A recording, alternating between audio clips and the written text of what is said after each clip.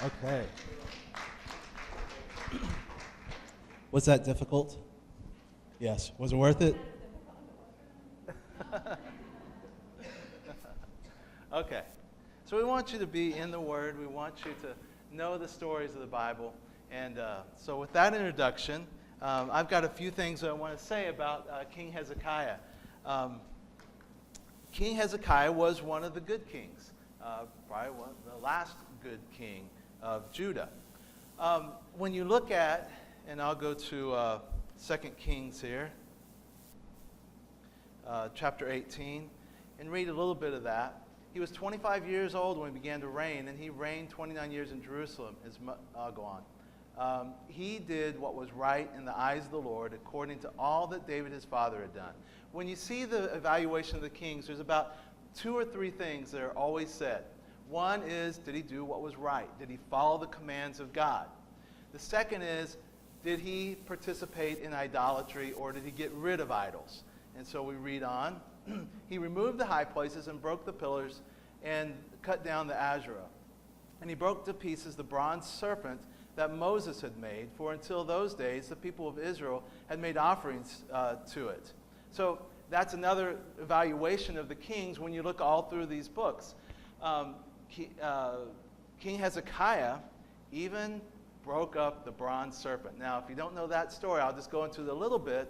The bronze serpent is what Moses made in the desert, and when the people were dying, they looked up at the bronze serpent, they were saved, in the short part of the story. Well, they kept this bronze serpent, they actually made an idol out of it. It was something God told Moses to make. It was something sanctioned by God, but they lost the meaning of it, that God is their deliverer. And instead, they worshiped the thing. And so Hezekiah got rid of it. So it's interesting to see what King Hezekiah did with obvious idols that were to other gods, but also idols that they had made, idols that were probably religious things that they thought were good at the time. Okay, so I'm going to talk about 3 aspects of the story, not the whole story.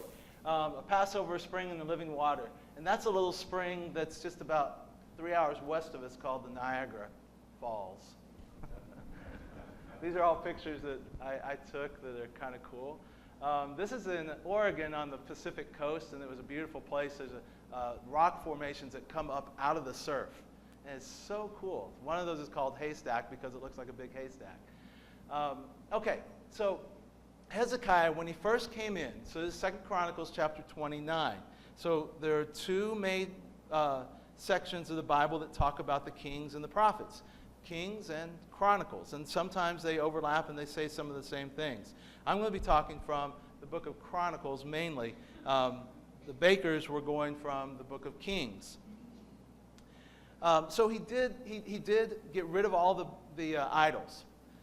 Then in chapter 29, he had to purify the temple, which meant he had to literally go in and get rid of all the junk. There was stuff that they had brought in there. They had brought stuff in for idol worship. And they said that the priest came in, they cleaned out everything, they took it to the Kidron Valley and they dumped it. They got rid of everything. So it was an amazing time for them. They got rid of the Asherah poles, they got rid of the high places, which are places that they worshipped other gods. He also reinstituted temple worship. So up until this time, this beautiful temple that Solomon had made was being used for idolatry and not being used for worship of God. So he reinstituted that. And that took a lot of doing.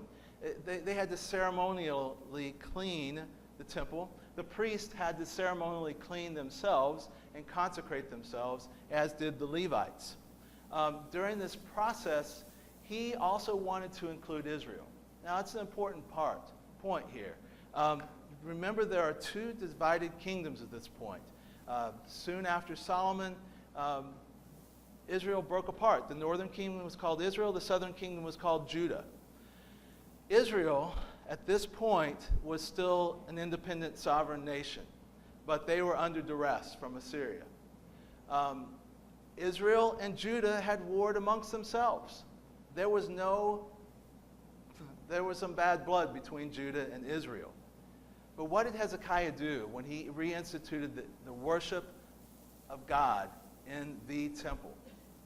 He invited his brothers back. That's something that's very, very amazing.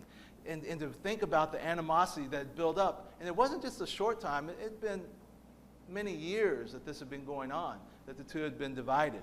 But he sent out couriers all through the land of Israel, inviting them to come. Let's celebrate the Passover together. So another thing that Hezekiah did was he tried to bring Israel back together in the worship of the Lord. Okay. A couple other points about Hezekiah. Now, when they did this, the story will go that they had so many sacrifices to make, and people brought their sin offerings. And well, the priests have to take those, and they have to sacrifice them. So many people came to worship that they couldn't physically take care of all the sacrifices. The work was too much. And the Bible says that the Levites helped them out. And the Levites were more diligent. This is in chapter 29, verse 34. I should have brought glasses. But the priests were too few and could not flay all the burnt offerings. So until other priests had consecrated themselves, their brothers, the Levites, helped them until the work was finished. For the Levites were more upright in heart than the priests in consecrating themselves. So we get into a little bit of history here. It may have been that the priests had defiled themselves by participating in idol worship. And so I think some of them may have felt remorse, regret. Maybe they didn't consecrate themselves to the Lord. But for whatever reason, they didn't consecrate themselves to the Lord. And so the Levites helped them out with the sacrifices. Why is that significant? The priests were supposed to do it. It was prescribed for the priest to do those sacrifices. Okay, second thing. They did the Passover not at the usual time. If you look at this, they did the Passover in the second month. It's usually done in the first month as prescribed by Moses in the law. Why did they do that? Number one, they weren't quite ready yet. The priests had not consecrated themselves. They hadn't finished cleaning out the temple. So they decided, and it says that they got together, they talked about it, and they did it in the second month. So there's reason number one, because they just weren't ready for it. Number two, Israel celebrated the Passover. Now the northern kingdom, when they separated, the kings of Israel didn't want all their people going back to Jerusalem, to Judah, to worship. They wanted to keep them there and have them control them. So Israel started celebrating the Passover in the second month. So they celebrated it later. So what was Hezekiah doing here? It was kind of like an olive branch that he was giving out to Israel. We'll celebrate this in the month that you guys normally celebrate it. Come on down to Jerusalem and let's celebrate this together. The third thing that's interesting here, Israelites and all of the people that came to eat the Passover had to cleanse themselves and ceremonially cleanse themselves. So they couldn't eat with unclean hands. But some of them didn't have the ability, didn't have the time, and couldn't eat, couldn't cleanse themselves, and there weren't enough priests around to help them with it. So Hezekiah said, go ahead and have the Passover feast. And he prayed to the Lord. I may be able to find this one. This is chapter 30, verse 17. For there were many in the assembly who had not consecrated themselves. Therefore the Levites had to slaughter the Passover lamb for everyone who was not clean, to consecrate it to the Lord. For a majority of the people, many of them from Ephraim, Manasseh, Issachar, and Zebulun, had not cleansed themselves, yet they ate the Passover feast, otherwise than as prescribed. For Hezekiah had prayed for them, saying, May the good Lord pardon everyone who sets his heart to seek God the Lord, the God of his fathers, even though not according to the sanctuary's rules of cleanliness. So it's an interesting part of the story that there were three diversions from the usual prescribed way of doing things in the law. So here's a couple things, lessons from that. One, faith and obedience take precedence over ritual. It's basically what he says here. May the God pardon everyone who sets their heart to seek God. That is what really the Jews had forgotten in Jesus' time. They had their ritual down, right?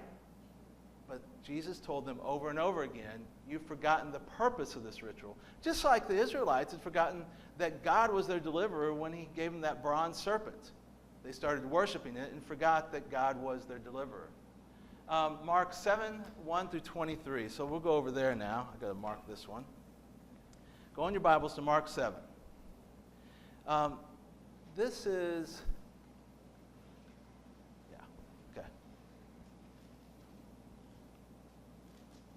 I'll read parts of this. Now, when the Pharisees gathered to him with some of the scribes who had come from Jerusalem, they saw that some of the disciples ate with hands that were defiled, that is, unwashed. For the Pharisees and all the Jews do not eat unless they wash their hands properly, holding to the tradition of the elders. And when they come from the marketplace, they do not eat unless they wash. And there are many other traditions that they observe, such as the washing of cups and pots and copper vessels and dining couches. And the Pharisees and the scribes asked him, "Why do your disciples not walk according to the tradition of the elders, but eat with defiled hands?" And he said to them, "Well did Isaiah prophesy of you hypocrites, as it is written, 'This people honors me with their lips, but their heart is far from me. In vain do they worship me, teaching as doctrines the commandments of men. You leave the commandment of God and hold to the tradition of men.'" Okay, and he goes on to describe that a little bit further, and talking about what defiles a person is not from outside him, but from what comes from his heart. So there's an exact parallel, Old Testament, New Testament. They ate with defiled hands, unclean hands, in Hezekiah's time out of necessity because they wanted to worship. And the disciples didn't follow the tradition of the elders and ate with unclean hands. John 7:22 through 23.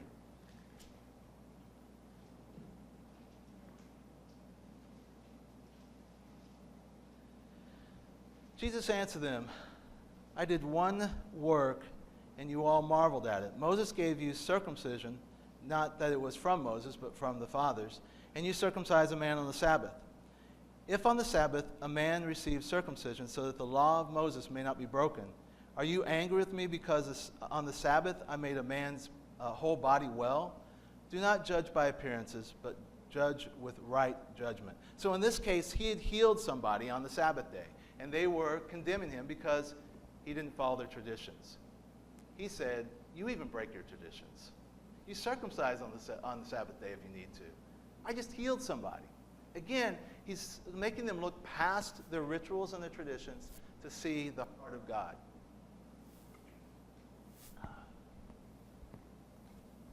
Next one. Matthew 9 through 13.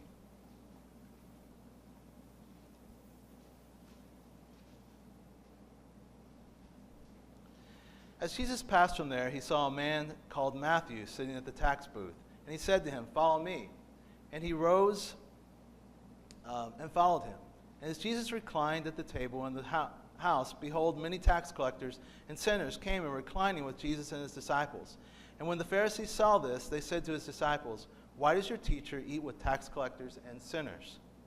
But when he heard it, he said, "Those who are well have no need of a physician, but those who are sick, go and learn what this means. I desire mercy, not sacrifice. For I came to call the righteous, not the righteous, but sinners." In this case, Jesus was eating with tax collectors and sinners. And the Pharisees, again, were looking at him and saying, "You're associating with people that are sinners. They're bad. Why are you even associating with them?" He says, he makes them turn that around. That's the very reason I came here. I came to be with them. And again, he says the words, "I desire mercy, not sacrifice."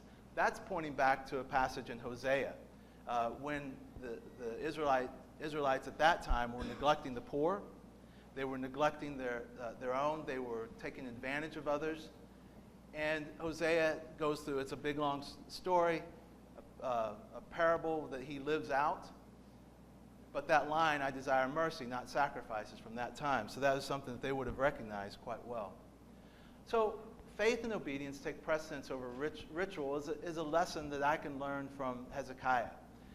Is it important that is the most important point that they left tradition or didn't follow the rule? No. The most important part is that they wanted to worship God, and that they did that, and sometimes they had to make concessions. So when we think about that, and we think about what Jesus said to the Pharisees, and his judgment of them, will God look at us any different if we strain at our traditions but have no mercy for the poor? I think that, so how does that play out? I think there's a few ways. Become very practical here. Talk about what we try to do here. I think one of the biggest traditions that we've always had was what we're doing right now. It's important. We're here to worship God. But we've actually changed some of that tradition sometimes so we can reach out to the poor. And I think we've done a good job of this. When we started talking about being the church instead of just going to church, one of the first times we did that, it was a bit of a leap of faith for us. We went down the road and we helped clean and repair a playground at the apartments right down the road. We mingled with the people that were there. We had time of worship, but we left this building. We left a tradition. We left something that we had normally done. Now, it got us out of the walls. And I think it's something that we've taken to heart in trying to get things outside of these walls instead of always preaching to ourselves, trying to bring the message to others. Church has been this way for quite a while. We come here, and it's been ingrained for us. And I'm not saying we get rid of that. Just like it was a great thing that they met and worshiped. But moving outside of this comfort zone, moving outside of what we normally do, sometimes is a good thing, so that we can reach and so that we can show others the love of Jesus Christ. Will God look at us any differently? Probably not. We need to be looking at that. And the point is not that we don't follow our tradition. The point is that we worship God. The point is that we reach the lost and the poor. You know what happened when they worshiped and they came for the Passover for 7 days? They had so much fun, they did it for 7 more days. Another thing that wasn't quite prescribed, but they did. They worshiped for 7 more days. They sang the whole time. The Levites were the singers. They sang, they worshiped, they did sacrifices, and they did 7 days, and they added 7 more. That is what I think we should have as our purpose. It's the heart of God when we come to worship. Wherever we are in worshiping, that we show the Spirit of God and what He's done for us. Okay, a second point to this story. Probably have to go through it quickly. Another thing that happened was Assyria. Now, this is about 6 years later from the purification of the temple. So fast forward. Israel, the northern kingdom, has already been taken over by Assyria. The Assyrian Empire is up here. They came down and they destroyed Israel, and they took all their people off to Assyria and resettled them there, or made them slaves. So Israel is now gone. The people in Judah know that they're next. And Assyria is an amazing empire. Nobody has been able to stand up to Assyria. So you must understand that they were pretty worried. They were pretty scared of what was going to happen next. So what happens next? Assyria comes and takes out some of the fortified cities. Lachish, Hebron, Bethsaida is not pictured there. Fortified cities were just walled cities. They had made them fortified with weapons and soldiers, and were trying to ward off any invaders by having cities on the outskirts that could protect them. Well, why did the king of Assyria just stop there and just do the fortified cities? Jerusalem's a tough nut to crack. It is very fortified. It's up on a hill. If you're trying to attack Jerusalem, it's very, very difficult. They had a great place to protect themselves. But now all those fortified cities have fallen. So what did Hezekiah do? At this point, and they told the story a little bit already, he fortified the walls in Jerusalem. He started to repair them. He prepared weapons and shields and storehouses. He channeled the spring to the west wall. And this is one that's really, really cool. Here's the main source of water for Jerusalem was the Gihon spring. It's outside the walls of Jerusalem. To get their water, they had to go outside the walls, draw it, and bring it back inside. They had other ways to get there in years past, but I don't think they were in use at that point. So what did Hezekiah do? He said, why should I, if they're going to, because what was going to happen is they're going to siege them. That big mountainous city, they're not just going to come rush it. It's too hard. They were going to wait them out. So they knew that Assyria would siege Jerusalem. Now, if they left that spring there, Assyria would have all the water they wanted, and they could sit there as long as they needed. And poor Jerusalem would be without water within a short time. So it was an amazing thing, but this distance from here, the Gihon Spring, to the Pool of Siloam, which it became, they tunneled. They started with one group here, and they started digging towards each other. You notice that they snake around a bit. I don't know why they did, But they did. So you can go walk through this today. I've watched several videos on walking through this. So if you start at Gihon Spring, there's an opening and there's this beautiful fresh water coming out of the rock. And you can walk about knee deep through the water, and you go into a tunnel that's about this high. Some people have to duck down a little bit when they're walking through it. And they walk and they walk, and about this point, it makes a sharp curve. That's where they met. How in the world did they meet that far underground? Let me show you another picture here. Here's where they were. Now, this is not the picture at that time. These walls were not here. This is a different time. This is more during the time of Jesus. So this spring here was outside the walls, and they dug down. Okay, here's a cutout. It was way down deep in the water, in the ground. They were digging through rock to get to each other. And how they met each other, I have no idea. They did have to make a correction. When you get past the meeting point, which is somewhere around here, you walk this way, and all of a sudden, the tunnel becomes about 20 foot tall. Can you imagine why? This side was too high. They were digging too high, and they had to move down and dig it, so the final tunnel is about 20 feet high.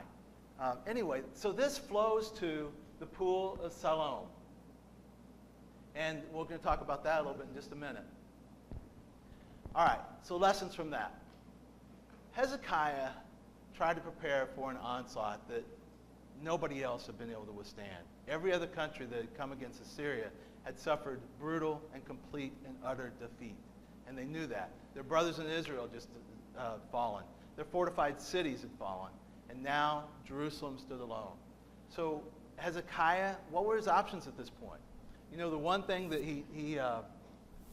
they wanted him to do, pledge allegiance to Assyria, pay him off, and get him to go away, which may not have worked. But that was his option. Hezekiah could have gotten out of this, I think. He could have called for Egypt to come in and help him.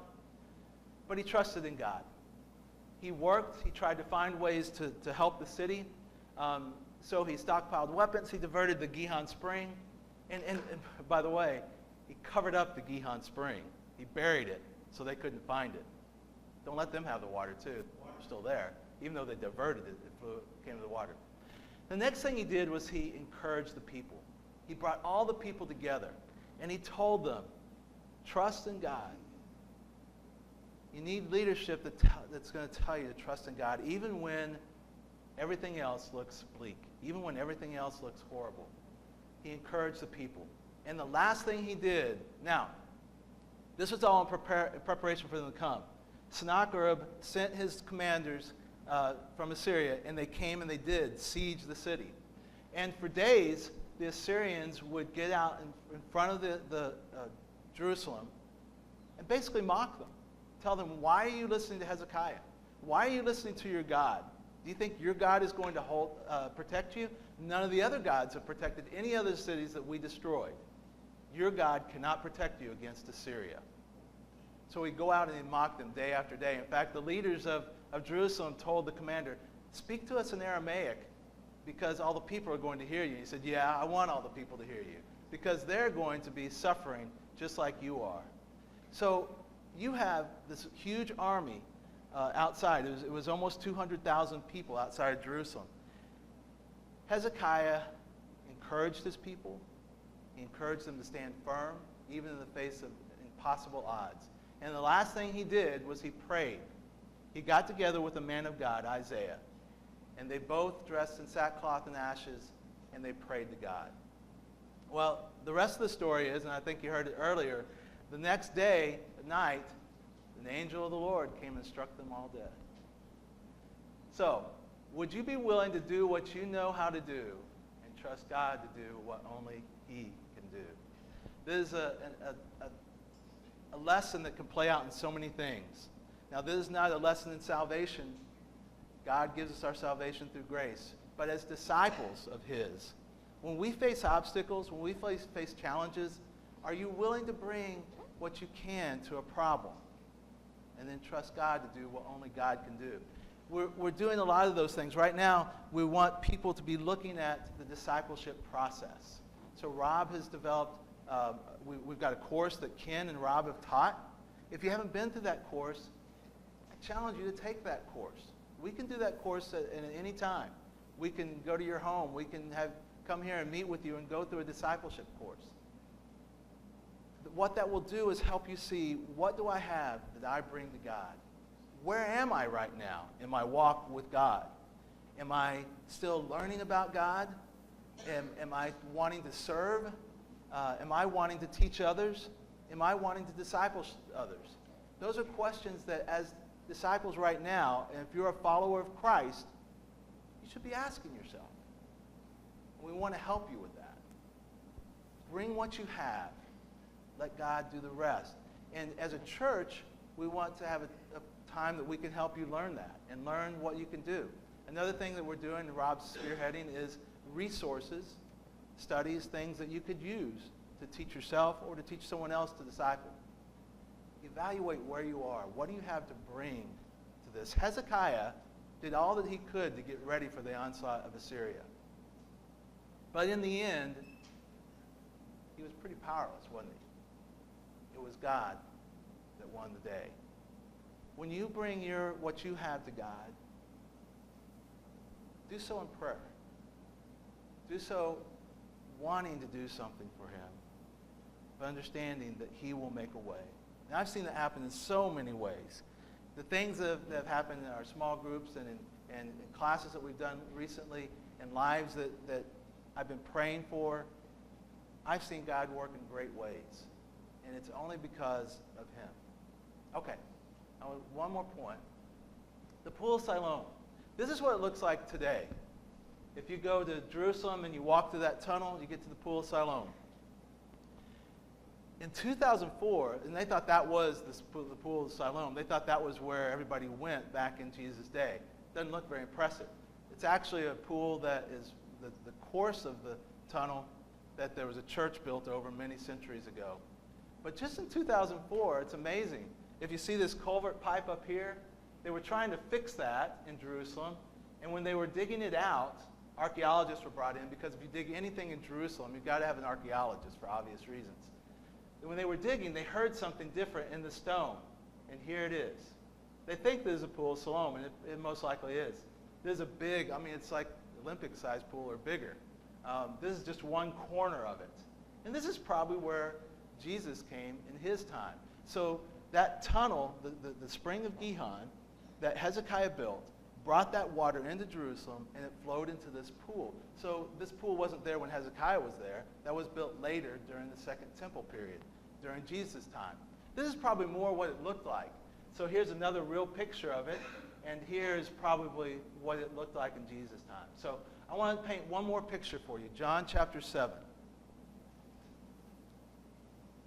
37 and 39. Now, what was going on during this time? There's a Feast of the Tabernacles. Israel all comes together to celebrate this Feast of Tabernacles. It's 7 days long. Each day during this feast, the priests will come down from the temple, which the temple is way up here on the hill. So they'll come down, they would collect water in basins from the Pool of Siloam. And each day, they would take it back up to the temple and pour it on the altar as a libation before the Lord as part of their sacrifice. And so they did that every day. Now, this was a big party for them. This was a fun celebration, the Feast of Tabernacles.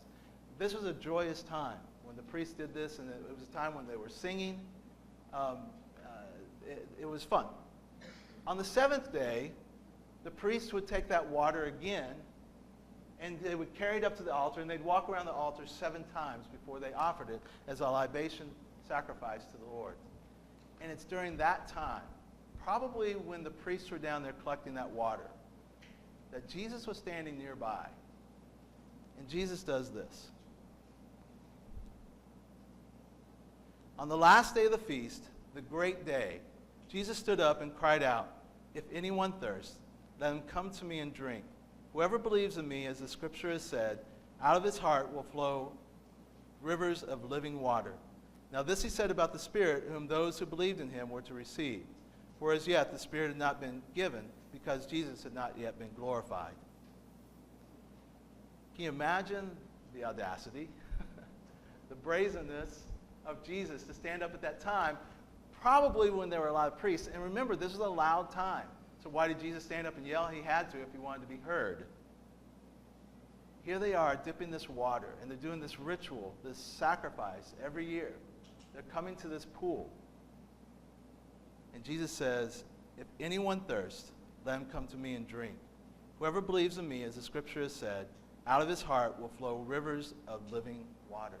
I think it's really amazing that the same tunnel that Hezekiah built, trying to serve the Lord, brought in that pool, and Jesus stood by that pool and taught an incredible lesson, that he who wants to come to him will have rivers of living water. And that's what we have to offer. When we think about doing things a little out of the box to try to reach others, we do it because we have something very amazing to offer. We have living water. We like to think about a world that is suffering and think about how bad the world is. Is it corrupt? Yes. Is it bad? Yes. What do we have to offer? Think of all those people that are thirsty. Think of all those people that are hungry.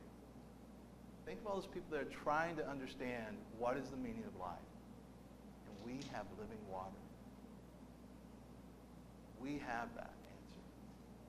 So we look at the life of Hezekiah and how he reigned. There's lessons that we can learn. And there's so many lessons from that story.